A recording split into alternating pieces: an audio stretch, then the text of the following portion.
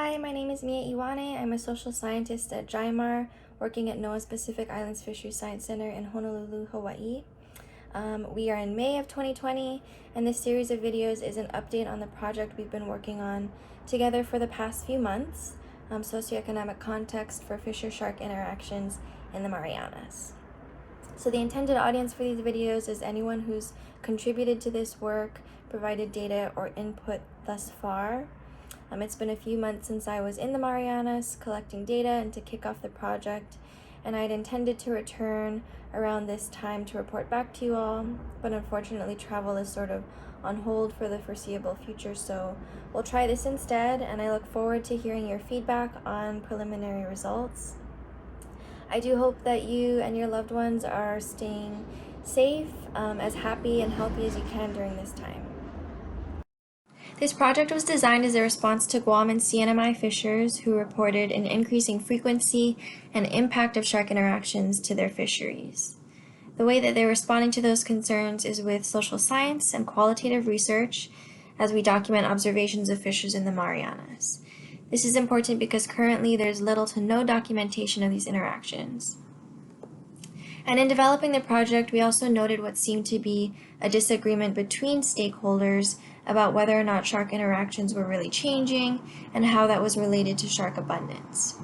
Differences in stakeholder perception around an issue like this is important because it has implications for how the issue is resolved and whether or not that can be done collaboratively. In the literature, this idea of how people perceive an issue is referred to sometimes as problem definition. Problem definition is understood as an analytical tool. It's this first step we take to understand a problem, and of course how we define the problem dictates how we design our solutions.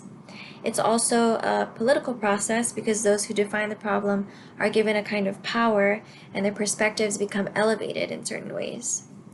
We know that stakeholders' problem definitions are partial and variable, and I'll use the term stakeholders in this presentation to refer to fishers, researchers, and managers, so we can recognize that all these groups have partial problem definitions and experiences, and recognizing that partiality, negotiating those differences is really important for problem solving.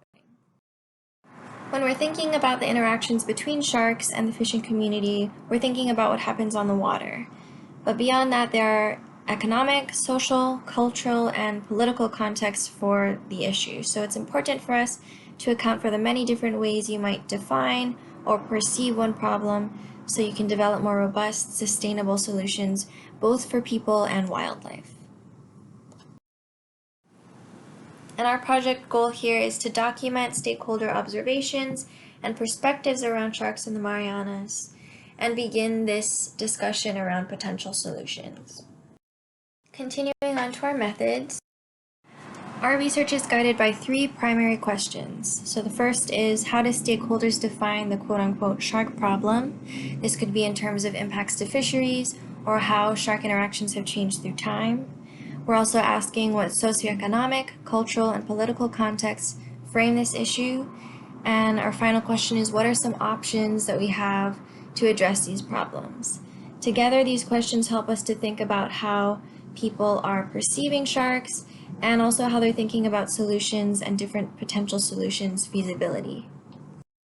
We conducted this study in the Marianas, visiting with people in Guam and the CNMI. Data collection began in the fall of last year, so in 2 trips in September and November of 2019, I engaged with nearly 100 stakeholders across Guam and Saipan, Tinian, and Rota of the CNMI.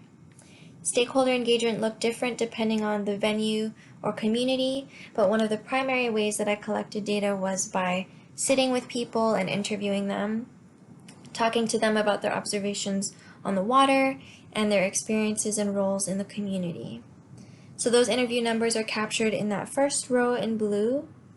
I also attended several meetings that were organized by fishers in the community, so I was able to hear from people in larger group settings that way, and that's that second row in the table. And then in Guam and Saipan, I had the opportunity to visit with people in the field, sort of at fish markets and docks, places like that, to chat with them about their experiences and let them know that I was available for additional meetings if they had the time. The numbers in this table don't include the observations that I made at public meetings hosted by the Council, by the Western Pacific Regional Fisheries Management Council, and their advisory panels, or other local fishing organizations.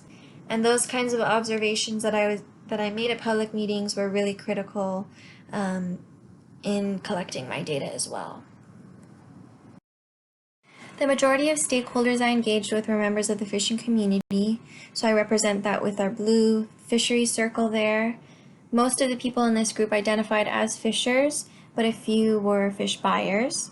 And then I also spoke to local researchers and a few managers.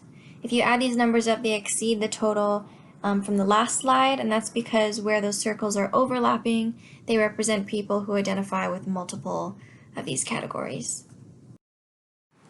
Before we move on to results, I just want to remind you of the project timeline. So we're in May, sharing preliminary results with you all and gathering your feedback, after which I will dig into report writing, and there will be another opportunity for you to provide feedback on that written report at the end of July, and then I'll finalize that around a month later at the end of August. So again, the hope in sharing these preliminary results with you now is that I can gather your feedback for integration into the written report. In the next video, we'll dig into our first research question: how do stakeholders define the shark problem?